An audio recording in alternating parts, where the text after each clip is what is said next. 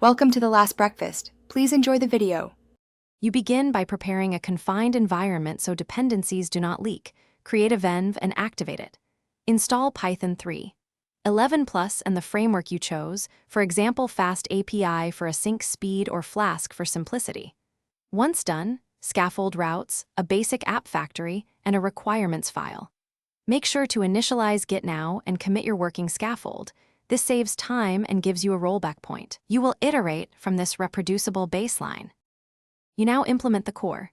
Define your endpoints and data contracts, because clear contracts prevent rework. Connect an ORM like SQL Alchemy and create migrations with Alembic so schema changes are versioned.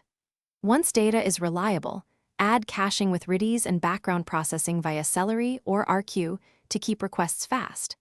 Make sure to add authentication using JWT or OAuth2 and centralize config. Then write tests that exercise main flows. You finalize by containerizing the app and wiring up continuous integration so builds are repeatable. Push images to a registry and deploy with health checks. Once live, add structured logging, metrics, and alerts so you know when performance slips. Run load tests and configure graceful shutdowns to avoid losing requests. If something breaks, check the app logs and trace the request path. Correlate request ID across services to isolate the failing component quickly, then roll back if needed. Thanks for watching. If this was helpful, leave a like and consider subscribing. See you next time.